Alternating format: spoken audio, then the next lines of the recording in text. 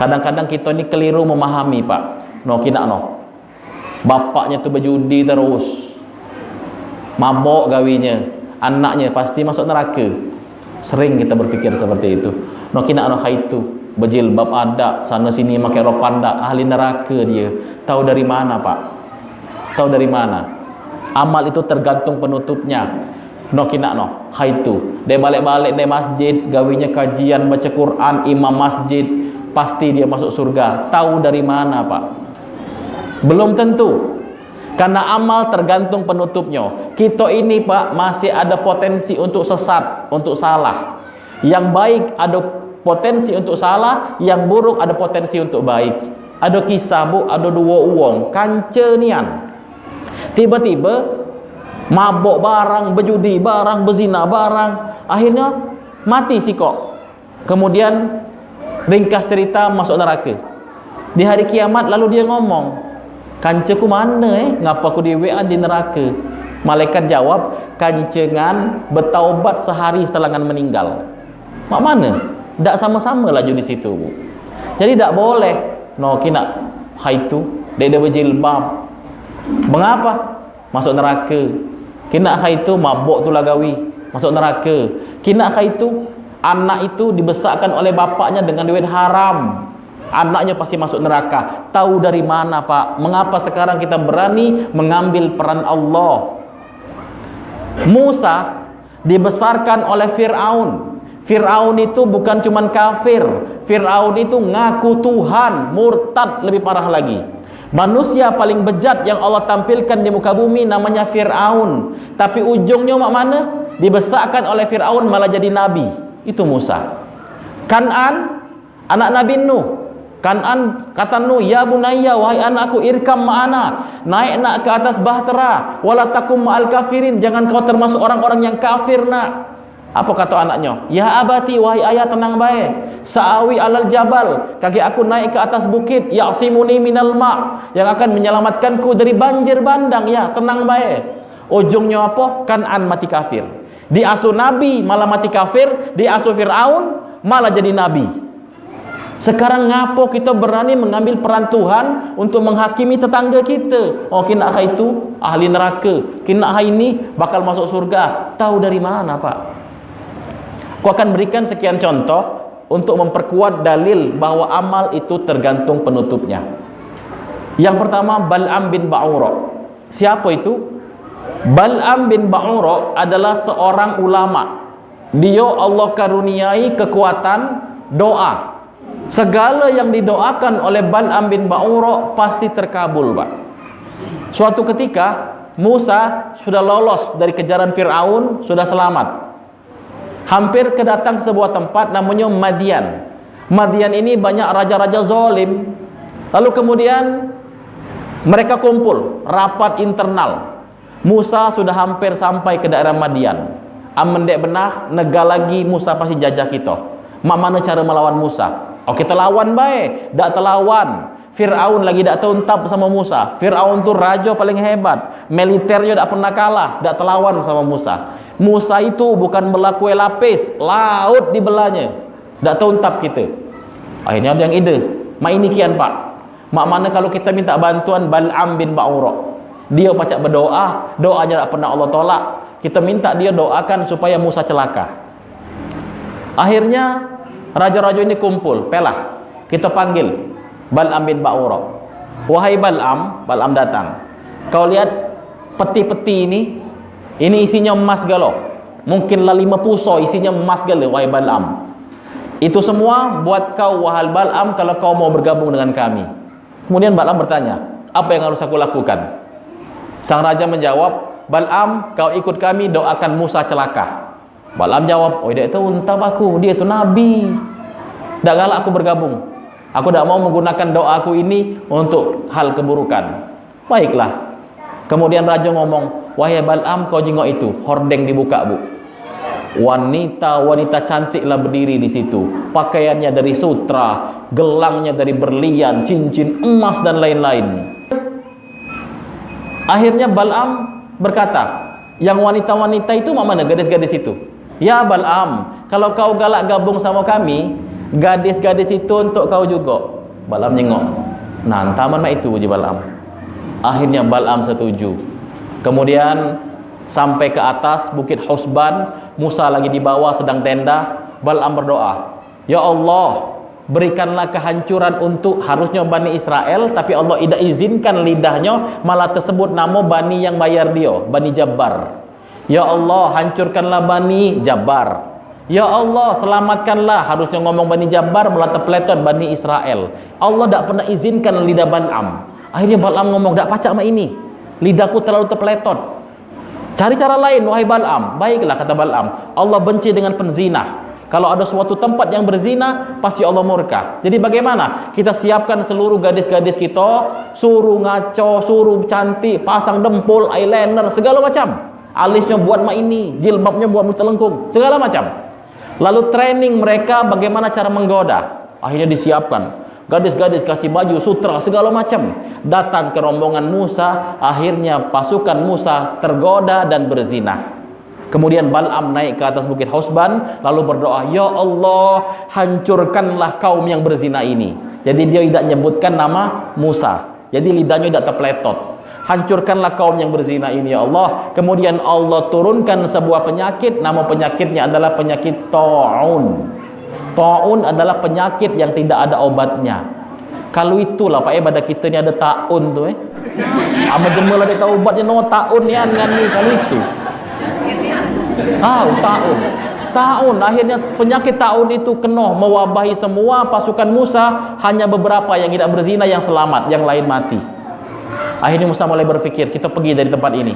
Musa berjalan di pagi hari, di sore harinya dia dapati dirinya dan pasukannya berada di tempat di mana mereka berangkat. Artinya terputar-putar sanalah. Kemudian langsung Musa berdoa pada Allah, ya Allah, ada apa ini? Beri petunjuk ya Allah. Kemudian Allah katakan, wahai Musa, ini adalah doanya Balaam bin Ba'ura. Ya Allah, angkat ya Allah penyakit ta'un dari kaumku ini. Kemudian Allah kabulkan, Allah angkat penyakitnya kaum Musa. Kemudian Allah cabut rahmatnya Balaam. Balaam tidak bisa lagi berdoa, sampai akhirnya Balaam meninggal dengan lidahnya terjulur. Coba bayangkan Bu, ulama doanya selalu Allah kabulkan, tergoda dengan harta dan wanita, pada akhirnya Allah putuskan dia mati kafir. Jadi tidak boleh sekali lagi kalau kita itu tato seluruh badan, neraka pada dia. Tahu dari mana Pak? Tak boleh. Balaam bin Ba'ura, ulama yang doanya tidak pernah Allah putuskan, selalu Allah kabulkan, pada akhirnya mati dalam keadaan kafir. Kisah yang ketiga, Khalid bin Walid. Waktu terjadi perang Uhud, berhadapan kaum muslimin dengan kaum kafir, tinggal percikan takbir Allahu Akbar, tumburan pasukan ini, dar perang. Rasulullah pasukannya taruh di Jabal Rummat, ahli panah. Rasul bilang, wahai para pemanah, kalau sekarang sniper mungkin, jangan turun dari bukit Jabal Rummat. Apapun yang terjadi, jangan turun di sini. Siap ya Rasulullah. Kemudian percikan takbir Allahu Akbar, pasukan musyrikin dengan muslimin tabrakan di tengah, brak perang. Dari atas sniper pasukan Jabal Rummat tabak, tas di panah. Pasukan musyrikin sudah mulai goyang. Karena mereka goyang, sudah hampir terdesak, muslimin menguasai kondisi. Mereka hampir dapat kemenangan. Kemudian yang di pucuk ngomong, kita lur di bawah, menang sudah. Kina jema di bawah lah berebut harta rampasan, berebut ghanimah, berebut harta rampasan. Amendihi di pucuk sinilah dek kebagian lagi gitu.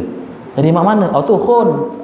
Kemudian komandannya ngomong, tak boleh. Kata Rasul, apapun yang terjadi jangan ada yang turun. Sudah mama itu. Pas dilihat di bawah tambah banyak jema berebut harta Bu. Kanolah menang. Yang lain mikir, nek naan kan ini, pela dihituhun, aman woi, turun semua. Tersisa tinggal beberapa orang saja. Turun. Khalid bin Walid, panglima perang dari kaum musyrikin. Saat itu beliau komandan kavaleri, pasukan berkuda musyrikin. Komandannya Khalid bin Walid. Dia nyingok pas Jabal Rummat kosong, posisi sniper kosong. Akhirnya dia bawa pasukan berkudanya mutar di belakang Jabal Uhud.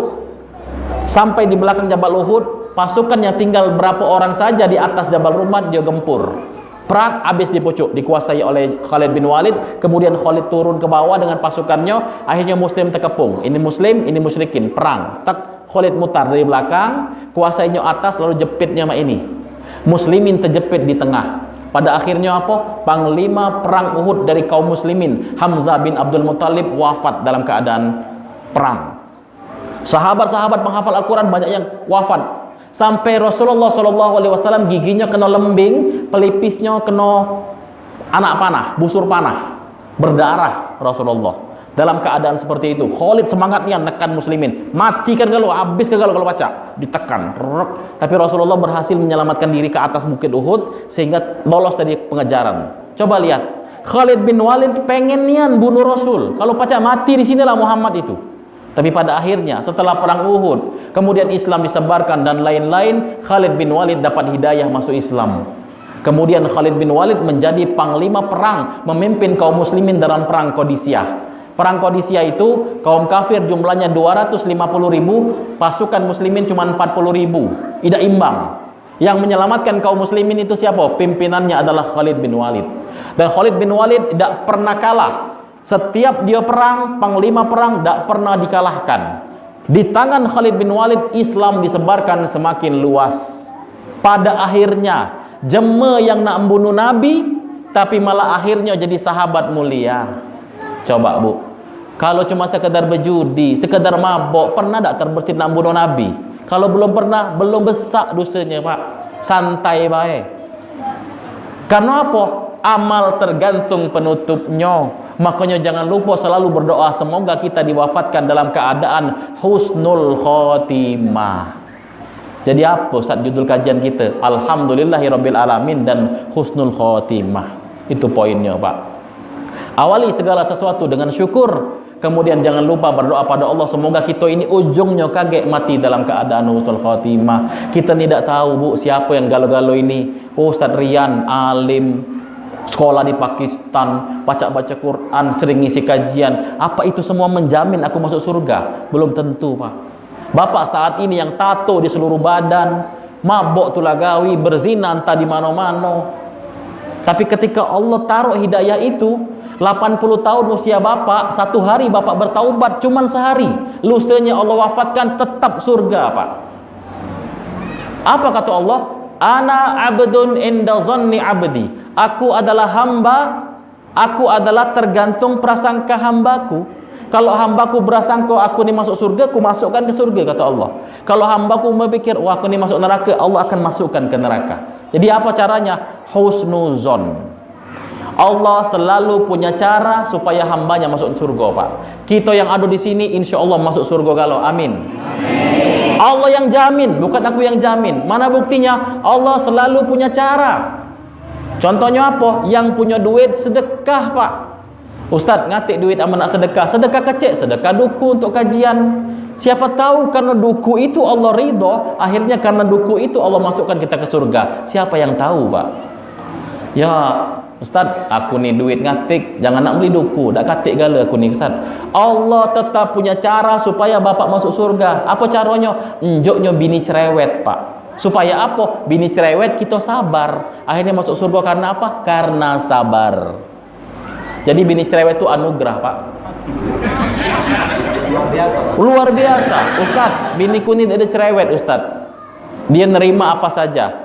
Buntu pula aku nih. Jadi bagaimana cara Allah supaya kita masuk surga Ustaz? Allah kasih tampang kita yang jelek supaya tetangga kita menghina dan kita sabar. Banyak pak. Allah selalu punya cara bagaimana supaya kita bisa dapat surganya Allah. Tenang baik. Tak usah sekali-sekali merasa angku bahwa kita lebih mulia daripada orang lain sehingga kita bisa menghakimi khaitu masuk surga, khaitu masuk neraka. Jangan sampai pak. Tak boleh.